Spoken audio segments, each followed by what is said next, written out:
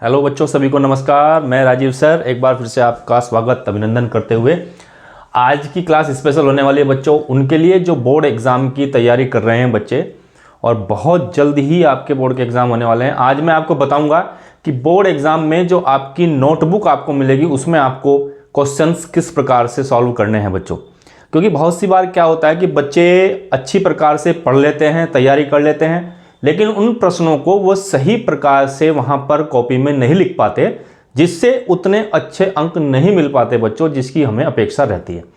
तो आज मैं आपको बताऊंगा किस प्रकार से आपको प्रश्नों को हल करना है। यदि आप चाहते हैं कि अच्छी तैयारी हम करें और उसके साथ साथ अच्छे हम वहां पर जाकर के प्रश्नों के उत्तर लिखें भी, तो इस पूरी वीडियो के साथ बने रहिए और शुरू से लेकर आखिरी तक इस पूरी वीडियो को आप देखेंगे तो आप बहुत कुछ सीखने वाले हैं किस प्रकार से आपको प्रश्नों को हल करना है। तो जैसे कि आपको पता है कि मैं आपको यहाँ पर बताऊंगा केमिस्ट्री के प्रश्नों के बारे में बच्चों। तो आपका जो पेपर होगा बच्चों उसमें सबसे पहले हमारे पास आते हैं मल्टीपल चॉइस क्वेश्चन। ठीक है, जो पहला क्वेश्चन हमारा है, मैंने इस पर बहुत सारी वीडियोस पीछे आपको दी हैं। जो पहला क्वेश्चन होगा उसके 10 खंड होंगे, 10 पार्ट्स होंगे, और उसमें आपको मिलेंगे मल्टीपल चॉइस क्वेश्चन। यानी कि एक प्रश्न होगा और उस एक प्रश्न के 4 उत्तर होंगे। उन 4 उत्तर में से एक आपका उत्तर सही है, सही आंसर को आपको लिखना है। लेकिन वो लिखने का तरीका कैसे करना है आपको मैं आपको बताऊंगा। ठीक है, सपोज दैट हमारे पास एक प्रश्न आया, प्रश्न आपके पास आया, क्वेश्चन आया आपके पास, जैसे आपके पास लिखा हुआ आया बच्चों, मैं लिख के बताऊंगा, फिर इसका आंसर कैसे करना है वो आपको बताऊंगा। प्रश्न नंबर 1 आया कि भाई फिनोल, बहुविकल्पीय की बात कर रहा हूं मैं, फिनोल को नाइट्रिक अम्ल मतलब सांद्र नाइट्रिक अम्ल, नाइट्रिक अम्ल के साथ गर्म करने पर, ठीक है, गर्म करने पर प्राप्त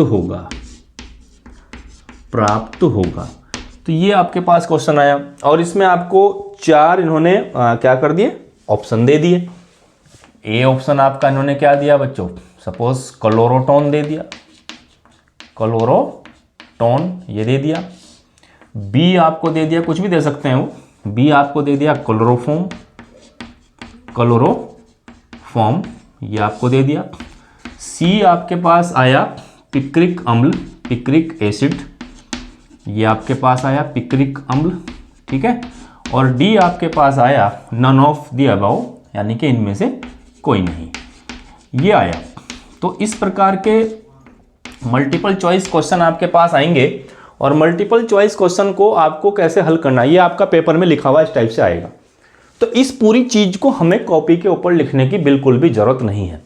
अगर आप कॉपी के ऊपर इसको बार बार इतने बड़े को लिखोगे तो फिर आपका वहां पर समय खराब होगा, क्योंकि आपको 26 प्रश्न हल करने हैं, 3 घंटे का आपको समय मिलेगा और बहुत सारे प्रश्नों में आपको वहां पर कई सारे खंड देखने को मिलते हैं बच्चों, बहुत सारे खंड वहां पर आपको क्या होंगे, देखने को मिलते हैं। तो इसलिए हमें समय का बहुत ध्यान रखना है। तो अगर ये क्वेश्चन आता है तो इस क्वेश्चन को हमें कैसे करना है आपको पता है कि जब इसको हम फिनोल को नाइट्रिक अम्ल के साथ गर्म करते हैं, सांद्र नाइट्रिक अम्ल के साथ गर्म करते हैं तो पिक्रिक एसिड प्राप्त होता है। तो इसका आंसर हमें कैसे करना है वो मैं आपको अब बताऊंगा। ये क्वेश्चन आपका ऐसे लिखा हुआ आएगा। आंसर लिखने का सही तरीका क्या है, क्या सही तरीका है, तो देखिए क्या करें, जो आपकी बोर्ड की कॉपी होगी उस बोर्ड की कॉपी में सबसे पहले हम स्केल से यहां पर एक हाशिया बना लेंगे, स्केल से हाशिया बना लें इस साइड में, ये हमारी कॉपी है, ठीक है, ये हमने बनाया।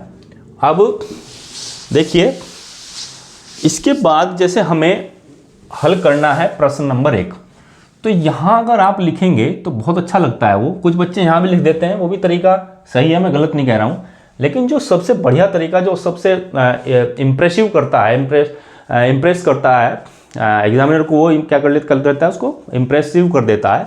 तो वो कैसे करना है, जैसे आपको दिया गया तो उसको लिखेंगे प्रश्नोत्तर, यानी कि प्रश्न का उत्तर, प्रश्नोत्तर 1, ये पहला क्वेश्चन है और इसके कौन से खंड का उत्तर दे रहे हैं हम, क का। तो यहां लिख देंगे प्रश्नोत्तर 1 क, प्रश्नोत्तर 1 क, जो भी उसका क्वेश्चन का सीरियल नंबर है वो यहाँ पर डाल देंगे।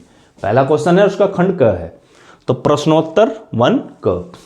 अब देखिए, जो हम इसमें जो पहला प्रश्न उत्तर क था, तो उसका जो आंसर है वो हम यहाँ लिखना चाह रहे हैं। क्या उत्तर था उसका? उसका तीसरा ऑप्शन सही था, हमारा थर्ड ऑप्शन सही था। तो थर्ड ऑप्शन हम यहाँ डालेंगे, थर्ड जो ऑप्शन है वो ऑप्शन लिखेंगे थर्ड, और क्या है वो ऑप्शन, उसका उत्तर क्या है वो उत्तर भी उसके सामने लिख देंगे। तो क्या उत्तर था थर्ड, बताइए, बताओ जरा। पिक्रिक अम्ल, ठीक है, पिक्रिक अम्ल।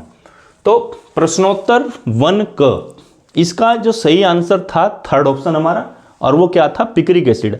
तो थर्ड है, और वो क्या है थर्ड, वो उसके सामने जरूर लिखें। ये आपका प्रश्नोत्तर 1 क का जो है वो सॉल्व हो गया।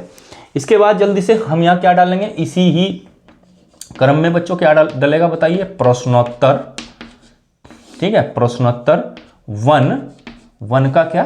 ख खंड, और इसको भी हम क्या कर लेंगे? अंडरलाइन कर लेंगे। इसमें कम समय लगना चाहिए, आपकी प्रैक्टिस पहले हो जानी चाहिए ऐसे करके, ठीक है।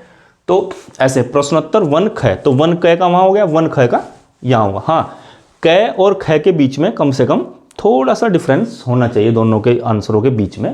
देखिए यहाँ थोड़ा सा डिफरेंस लिया गया है, तो एक लाइन कम से कम, 1 या 2 लाइन आपको एक लाइन छोड़ देनी है कॉपी के ऊपर, तो जब हम नीचे का लिखें। अब सपोज इसका जो आंसर है वो फोर्थ है, फोर्थ ऑप्शन हमारा है, तो फोर्थ लिख देंगे। और जो भी उसका आंसर है, सपोज उसका आंसर हमारा क्लोरोफॉर्म है, तो फोर्थ ऑप्शन जो भी है वो फोर्थ ऑप्शन बच्चों यहाँ पे लिख देंगे। तो लिखेंगे प्रश्नोत्तर 1 ख फोर्थ क्लोरोफॉर्म, ये सही उत्तर हमारा हो जाएगा। इसके अलावा फिर जैसे हमें फिर अगला चलना है, तो अगला लिखेंगे प्रश्नोत्तर 1 ग, ठीक है, पहले का ग, और फिर इसको अंडरलाइन कर दिया। और उसका आंसर हमारा सपोज सेकंड है, तो सेकंड लिख देंगे। सेकंड जो भी ऑप्शन सही है वो ऑप्शन लिखेंगे, और क्या सही है, सपोज वो ऑप्शन सही है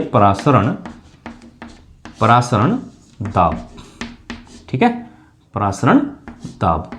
तो इस प्रकार से हम ये लिखेंगे। देखिए बिल्कुल साफ दिखना चाहिए कॉपी चेक करते समय एग्जामिनर साहब को कि भाई बच्चे ने पहले का क का क्या उत्तर लिखा, कौन सा ऑप्शन है और क्या उसका उत्तर है, बिल्कुल साफ दिखना चाहिए।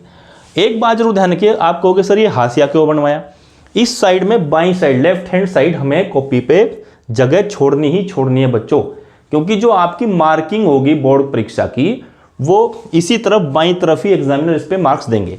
तो जैसे आपका ये पहला आंसर राइट है, ये आंसर राइट है, तो इसका जो मार्किंग करेंगे वो यहाँ करेंगे, वो यहाँ ऐसे आपको 1 नंबर दे देंगे। फिर ये भी सही है तो 1 यहाँ देंगे, ये भी सही है, तो ऐसे वो मार्किंग करते हुए चलते हैं। मार्किंग का ये तरीका होता है, मार्किंग कभी यहाँ बीच में नहीं रखी जाती ना उस तरफ रखी जाती। मार्किंग मोस्टली जो एग्जामिनर्स होते हैं वो लेफ्ट साइड उस मार्किंग को रखते हैं। तो आप याद रखिए, इसलिए मैंने कहा कि स्पेस देना चाहिए आपको, बिल्कुल स्पष्ट रूप से दिखना चाहिए कि भाई प्रश्न नंबर जो 1 का क है उस पर जो 1 नंबर यहाँ मिल गया है, इस पे 1 नंबर यहाँ मिल गया है, इस पे 1 नंबर यहाँ मिल गया है। जब आपका साफ सुथरा लिखा होगा, थोड़ा सा स्पेस से लिखा होगा, इतना स्पेस भी नहीं देना कि आपने प्रश्नोत्तर 1 यहाँ लिख दिया और दूसरा आप यहाँ लिख रहे हैं, बीच में आपने सारी कॉपी खाली छोड़ दी है। ऐसा नहीं लिखना है, क्योंकि मैंने कहा कि 1 या 2 लाइन हद आप छोड़ें, ज़्यादा ना छोड़ें, और इस साइड में हाशिया जरूर बनाएं। जो हमारा लेफ्ट साइड है, लेफ्ट साइड में आपको अपनी स्केल से पहले ही आपको हाशिया बना लेना चाहिए, क्योंकि इस तरफ जो एग्जामिनर साहब होंगे वो आपको कॉपी के ऊपर मार्किंग करते हैं। तो याद रखिए, अब जब ये क ख ग घ जैसे भी आपके क्वेश्चन पेपर में दिए गए होंगे खंड ABCD दिए तो ABCD डालिए, क ख तो एक एग्जाम्पल बता रहा हूँ, फर्स्ट सेकंड दिए तो फर्स्ट सेकंड डालिए, लेकिन डालें बिल्कुल इसी प्रकार से। प्रश्नोत्तर 1 सेकंड, प्रश्नोत्तर 1 थर्ड दिया, फर्स्ट दिया, जो भी दिया, क ख दिए तो क ख डालें, और उसका कौन सा ऑप्शन सही है वो जरूर लिखें। ऑप्शन सेकंड सही है और भाई क्या उसका आंसर है वो जरूर वहां पे लिख दें। अगर ऐसे आप अपने प्रश्नों को हल करेंगे तो एग्जामिनर साहब जब आपकी कॉपी को चेक करेंगे तो वो आपकी कॉपी को चेक करते समय बड़े प्रसन्न नजर आएंगे और आपको मार्क्स अच्छे मिलेंगे और आपकी कॉपी की जो मार्किंग है वो साफ सुथरी और बढ़िया रहेगी, ठीक है।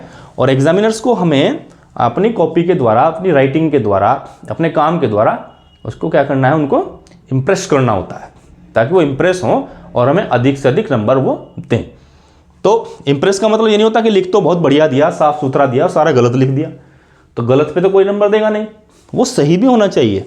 ठीक है, और मल्टीपल चॉइस क्वेश्चंस में तो आपको पता है कि जो ऑप्शन बिल्कुल सही होता है उसी पे ही नंबर मिलेगा। अगर वो गलत हो गया तो फिर उस पर कोई गुंजाइश नहीं है कि आधा रख देगा, नहीं, 0 आ जाएगी। तो या तो 100% मार्क्स मिलता है मल्टीपल चॉइस पर या 0% मिलता है। तो वो देखिए आप, तो 100% और 0% के बीच में कोई दूसरी कड़ी मल्टीपल चॉइस में होती नहीं है। तो मल्टीपल चॉइस क्वेश्चन को इस प्रकार से आपको सॉल्व करना है। ठीक, सबसे पहले हाँ मैं आपको बता दूं कि भाई जैसे उत्तराखंड बोर्ड है या अन्य बोर्ड है, इनमें अधिकतर में क्या है कि जैसे आपका एग्जाम 10 बजे से 1 बजे तक है, तो 10 बजे से 1 बजे तक जरूर है, लेकिन आपको कमरे के अंदर लगभग 9:30 बजे बुला लिया जाएगा। और 9:30 बजे बुलाने के बाद फिर आपको वहाँ पर कॉपी दे दी जाएगी। कॉपी में तब आपके पास समय है, तब आप उस कॉपी में ये जो मैंने बताया हाशिए खींच सकते हैं। पहले से रेडी रखें कॉपी को आप पहले से तैयार कर लें, हाशिया जरूर खींचें, ये जरूरी है।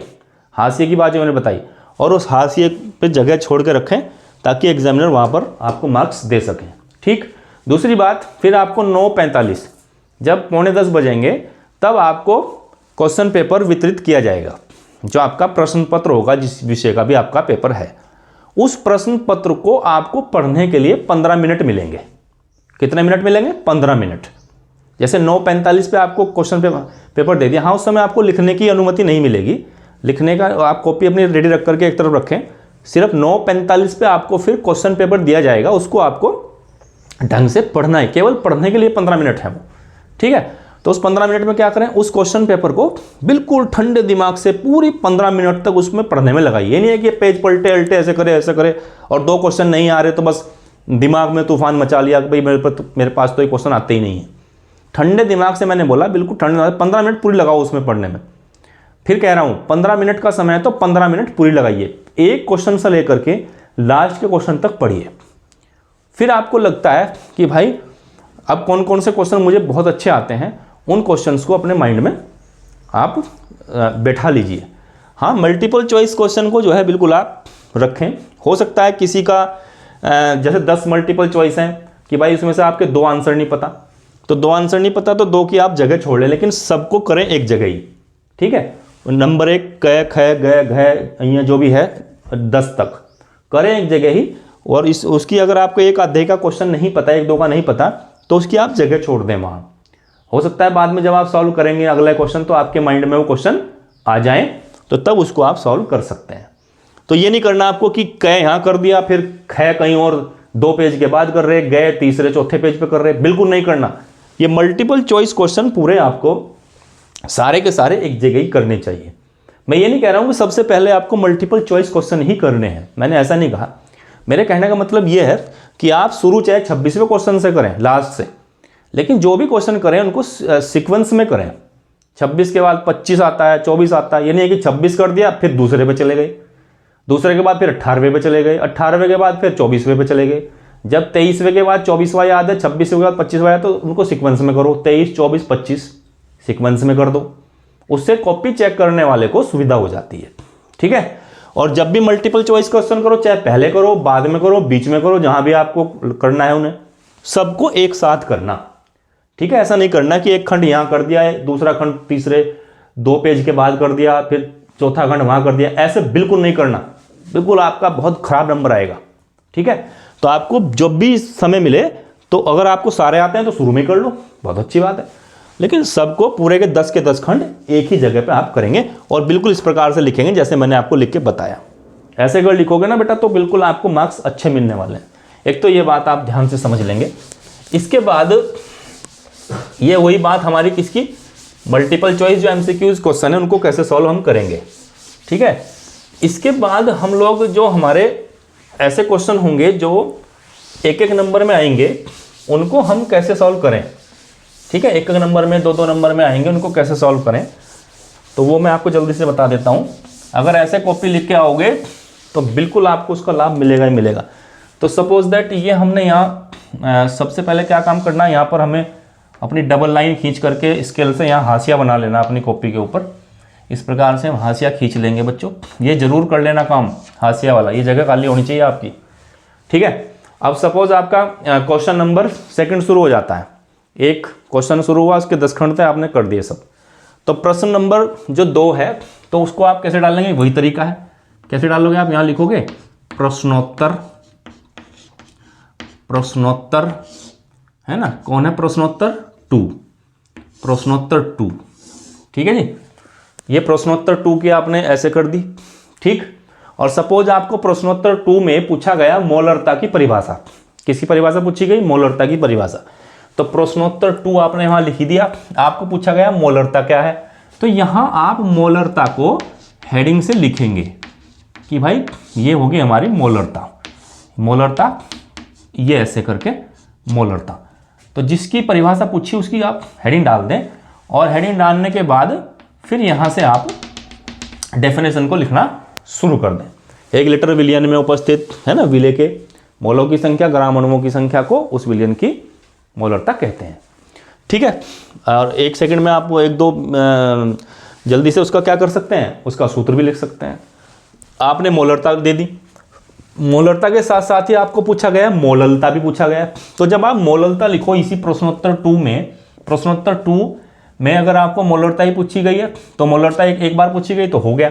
अगर 2 पूछे गए मोलरता मोललता दोनों, तो भाई फिर आपको खंड दिए गए होंगे, तो यहाँ खंड डाल, जो खंड दिया वो खंड डाल लो। यहाँ 2 का क्या दिया, क मोलरता, ये हो गया। इसके बाद इसी का अगर आपको ऐसे दिया है प्रश्नोत्तर 2 का ख खंड, उसमें आपको क्या पूछी गई है, मोललता, तो मोललता यहाँ से लिखो, ये लिखो मोललता, ठीक है। यहाँ डेफिनेशन मोललता की लिखो, इसके और इसके बीच में कम से कम 1 या 2 लाइन का अंतर कर लेंगे। अब जब चेकिंग होगी तो मोलरता की डेफिनेशन वहाँ पढ़ लेंगे, यहाँ आपको मार्किंग करेंगे, मोलरता की यहाँ पढ़ लेंगे, यहाँ आपको मार्किंग करेंगे। तो मार्किंग का स्पेस आपने उन्हें पहले ही दे दिया, तो मार्किंग का स्पेस जरूर देंगे सब बच्चे। क्या बताया मैंने, मार्किंग का स्पेस जरूर देंगे।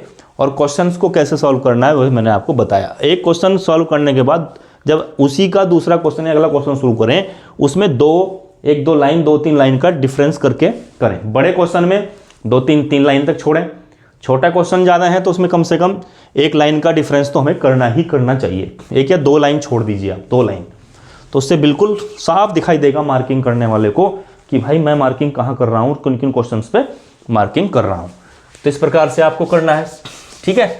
इसके बाद यदि आपका कोई न्यूमेरिकल पोर्शन क्वेश्चन आता है भाई, तो उसमें भी कोई दिक्कत नहीं है।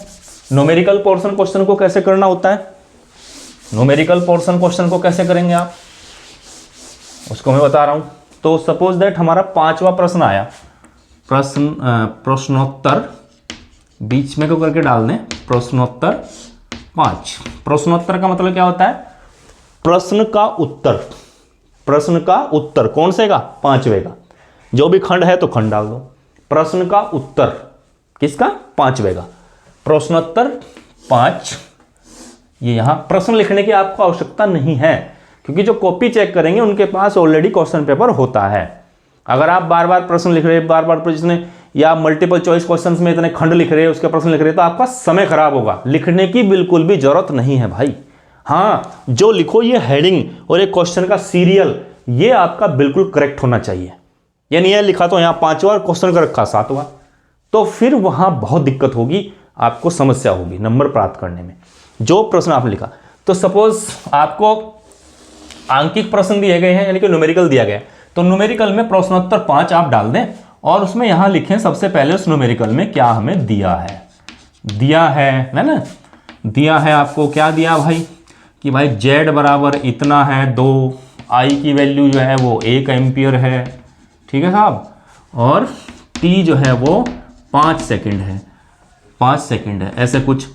अब आपको क्या ज्ञात करना, सपोज w हमें निकालना, तो यहाँ फिर आप लिखो, चूंकि हम जानते हैं w बराबर क्या फार्मूला होता है, z इंटू आई इंटू टी, ये हमारा फार्मूला है, स्पष्ट रूप से दिखाई देना चाहिए हमारा फार्मूला है। अब w बराबर z की वैल्यू कितनी है भाई 2, i की वैल्यू कितनी है 1, t की वैल्यू कितनी है 5, तो भाई w की वैल्यू कितनी होगी 5, कितनी होगी 10। इसको बॉक्स में डाल दें और यहाँ लिख दें क्या सामने आंसर, ऐसे। तो सबसे पहले जो आंकिक प्रश्न सॉल्व करेंगे उसमें क्या दिया है, ये चीज़ दी, क्या सूत्र है, ये सूत्र है, उस सूत्र में मान रख दो, क्या आंसर आया, उसके सामने ANS जरूर लिख दें, ठीक है, जल्दी से।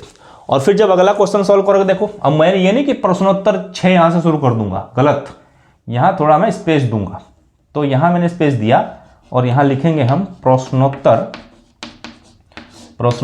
6, यहां मैं अगला क्वेश्चन डालूंगा। तो ये आपका जो न्यूमेरिकल पोर्शन हुआ, जब इसको चेक किया जाएगा तो सपोज ये 3 नंबर का बिल्कुल आपने सही किया तो वो यहां आपको देंगे 3, ऐसे 0-3।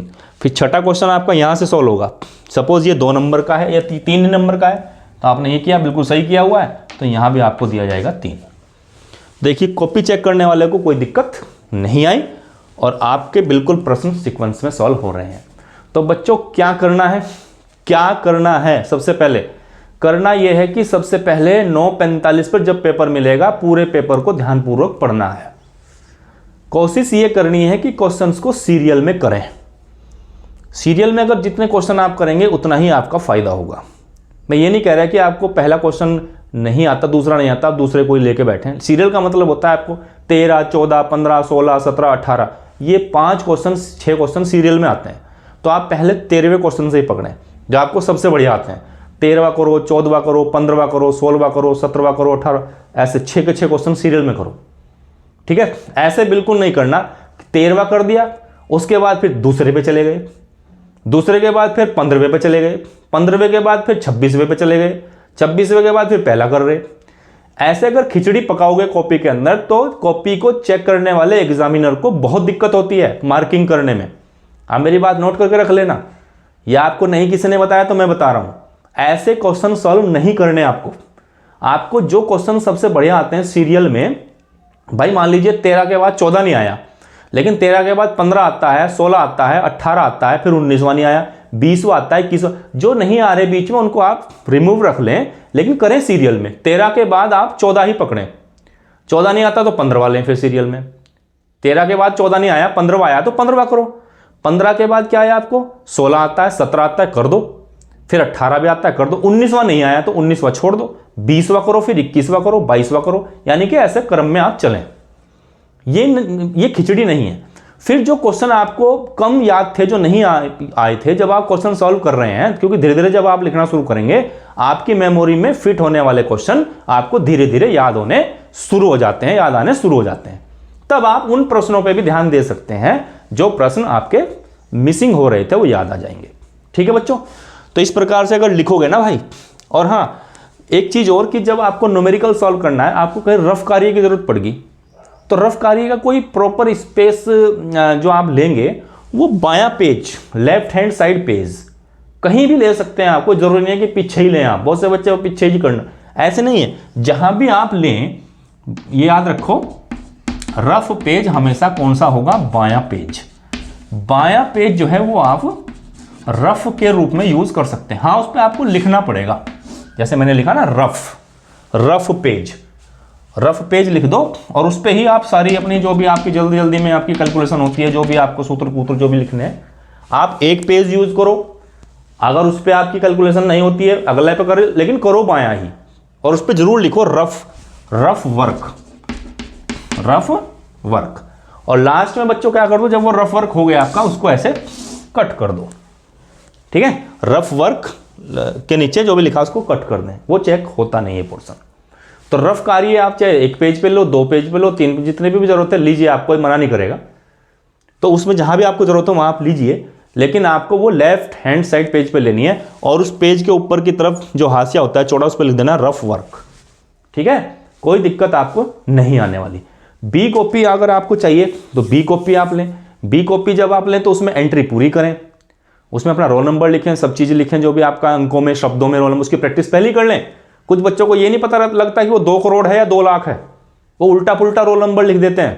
पहले ही प्रैक्टिस कर लें भाई अपने एडमिट कार्ड पे देख करके कि कितने करोड़ है, कितने लाख है, कितना क्या है, अंकों में क्या कैसे लिखा जाएगा, शब्दों में कैसे लिखा जाएगा, वो प्रैक्टिस हमें पहले होनी चाहिए। रोल नंबर के अलावा आपका नाम, पिता का नाम, माता, ये नहीं आता कॉपी पे। आपकी बोर्ड की कॉपी पे केवल क्या आएगा, आपका बोर्ड का रोल नंबर आएगा, अंकों में, शब्दों में। इसके अलावा आपका नाम वाम ये कुछ नहीं डलता उसमें। अब जब आप सब क्वेश्चंस को सॉल्व कर लोगे, सॉल्व करने के बाद सपोज आपका ये लास्ट हो गया यहाँ पर, तो लास्ट होने के बाद ये क्वेश्चन आपका लास्ट हो गया, सपोज 26वां क्वेश्चन आपने यहाँ सॉल्व कर दिया, लास्ट हो गया। तो लास्ट होने के बाद यहाँ आप ऐसे एक बिंदु लगा दें, एंड पॉइंट लगा दें, जहाँ भी क्वेश्चन आपका लास्ट हो उस लास्ट लाइन में ऐसे एंड पॉइंट लगा दें, और यहाँ अपना बोर्ड का लास्ट में यहाँ इसके नीचे थोड़ा सा रोल नंबर पुनः डाल दें। रोल नंबर आपका जो भी है 14, 15, 16, 30 जो भी आपका है वो रोल नंबर ऐसा आप यहाँ लिख देंगे लास्ट में।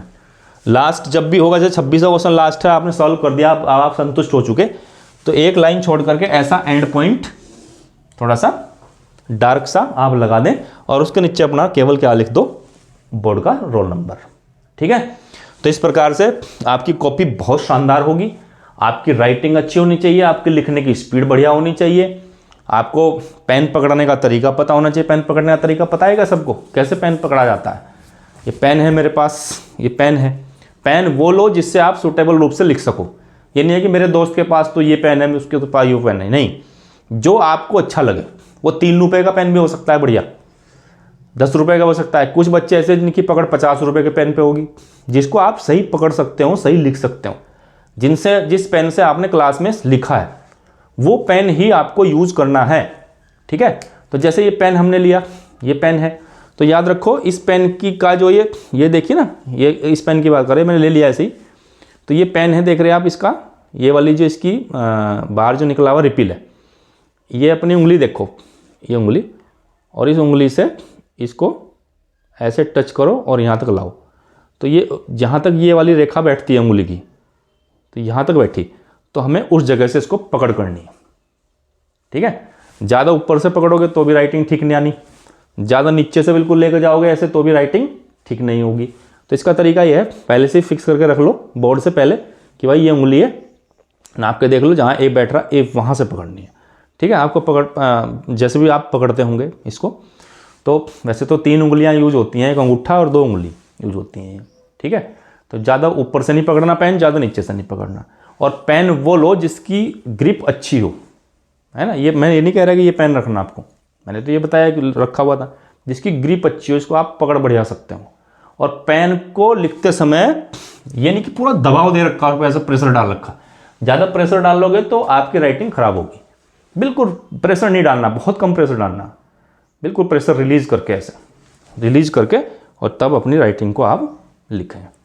ठीक है, जिससे भी आप रफ कॉपी में लिख रहे हैं, जिससे भी आप जो भी कर रहे हैं वो, तो पेन पकड़ना सही तरीका होना चाहिए। नहीं यहाँ से पकड़ रखा और लिख रहे ऐसे, वो घोड़े गधे से लिखे जा रहे, वो भी होने नहीं चाहिए ऐसे, या बिल्कुल यहाँ से लिख रखा आपने, यहाँ से कर रखा, वो पता ही नहीं लग रहा आप लिख भी नहीं लिख रहे।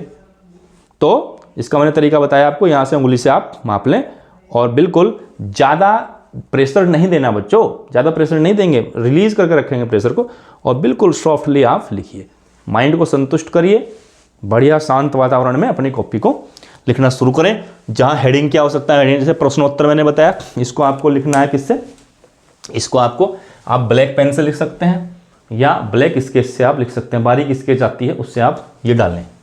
यूज़ आपको कौन सा कलर करना है यहाँ पर, ब्लैक, ये डालने के लिए ब्लैक, और ये लिखने के लिए जो इनके आंसर लिख रहे हैं आप, यहाँ केवल और केवल यूज़ करना है ब्लू। ठीक है, ब्लू, 2 कलर यूज होने हैं कॉपी में, 2 के अलावा तीसरा कलर यूज नहीं होगा। पहला कलर कौन सा बताया मैंने, ब्लैक, केवल ब्लैक, और ये सॉल्व करने के लिए यूज करें केवल ब्लू, 2 ही कलर यूज करें, तीसरा कलर केमिस्ट्री की बात कर रहा हूं, यूज करने की कोई आवश्यकता नहीं है। रेड कलर बिल्कुल यूज ना करें, क्योंकि रेड कलर से आपकी मार्किंग होगी, जो मार्किंग मैं कह रहा हूं रेड कलर से होती है, तो रेड कलर आपको ऑथराइज नहीं है। आप केवल ब्लैक और ब्लू 2 कलर यूज करें, और जैसे मैंने बताया वैसे क्वेश्चंस को सॉल्व करें, जो तरीके समझाएं उन तरीके से पेन कैसे पकड़ें, कॉपी कैसे करें, ये सब करें, और फिर देखिए आप कि आपके नंबर कितने बढ़िया आने वाले हैं। तैयारी करिए, बढ़िया शांति से तैयारी करिए, भगवान का स्मरण करिए, मस्तिष्क को शांत रखिए, और मेरी वीडियोस को देखते रहिए, और बिल्कुल आपको मोटिवेशन मिलेगा बच्चों। एक अगली वीडियो में लेकर आऊंगा जिसमें आपको बताऊंगा कि टाइम टेबल किस प्रकार से आपको मैनेज करना है बोर्ड एग्जाम में, उसके हिसाब से मैं आपको बताऊंगा।